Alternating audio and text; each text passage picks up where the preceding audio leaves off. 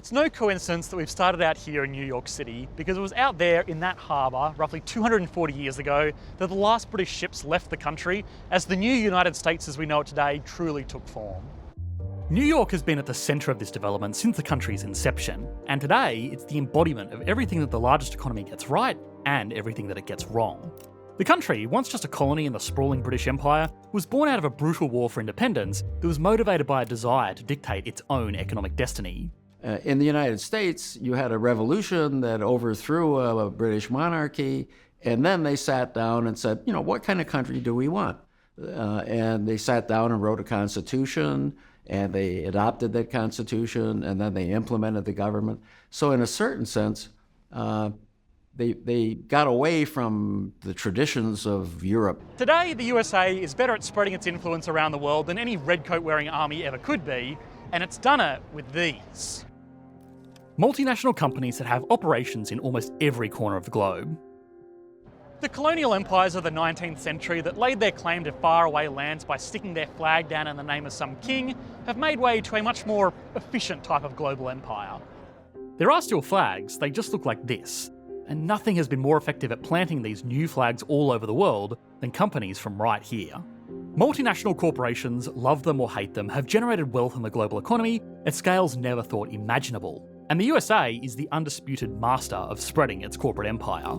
Just Apple and Microsoft, the two most valuable companies in the world, are now worth more than twice as much as every single public company listed in my own home of Australia. That's just two companies out of hundreds that the US has operating across the world. You can't damn them for their success as technological innovators that grew into major multinational corporations. It's to the benefit of the United States, and it's to the benefit of the world economy. And not only the world economy, it's to the benefit of humanity that these technological innovations have occurred in our last generation. Late in the 20th century, America broke up operations across different countries to produce more goods and services than ever before. A laptop like this one was made in a factory in China from components from Thailand, Taiwan and South Korea. Those components themselves were mined in places like Brazil, Canada and South Africa, and once that was all assembled, it was purchased by me in Australia. At no point did this elaborate ballet of mining, production, shipping and retail take place within the borders of the USA, but it was an American company that was ultimately the one that profited off this process.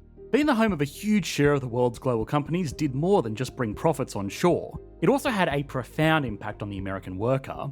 While workers in the USA might not be physically putting together the goods their multinational companies sell around the world, they are involved in even more lucrative parts of the business.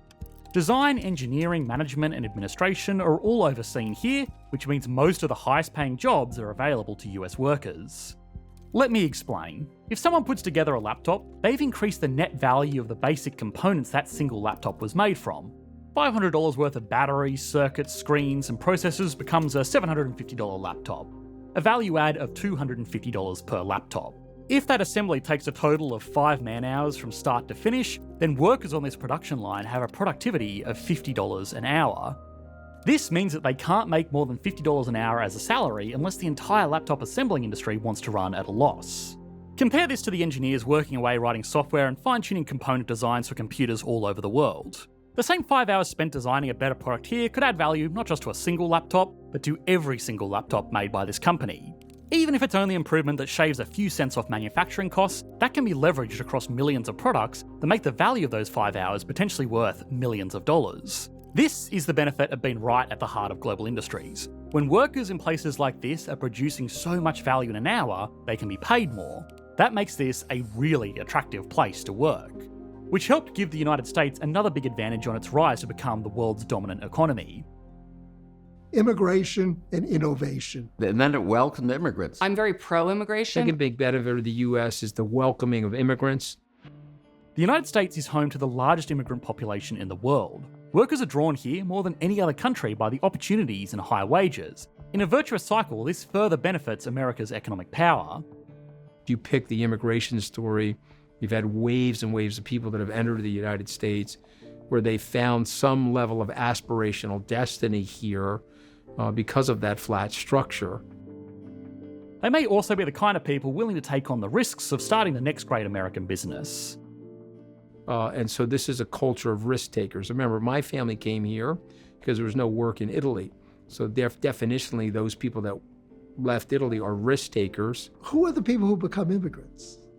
The people who leave one culture and one country and their family and their traditions and just jump to someplace else had to be the gutsy ones to begin with. It doesn't hurt that the US can be very picky with who they let in too. People from across the world with good ideas, a good work ethic, or just good skills know that the USA is the place where they're most likely to have those characteristics rewarded. This has benefited the US economy across every sector: entertainment, finance, advanced manufacturing, pharmaceuticals, and education.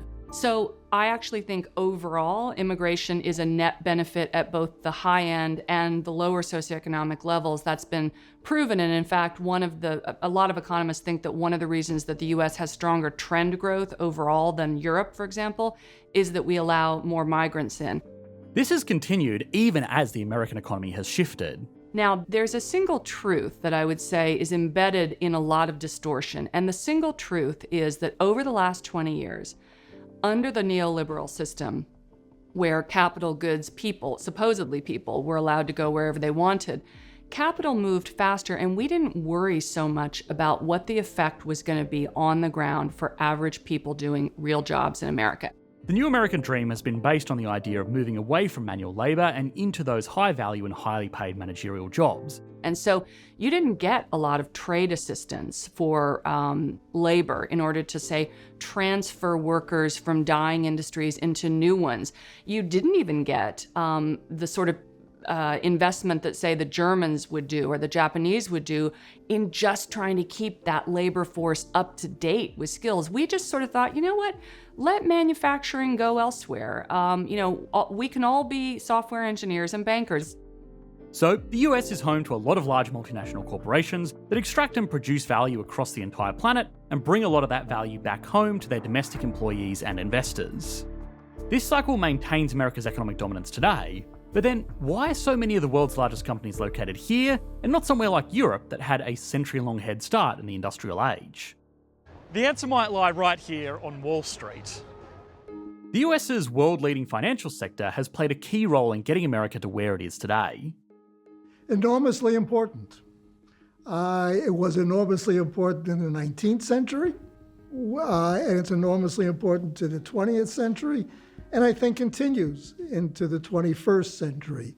The stock market's influence has been so great that this single street has become almost synonymous with the American economy.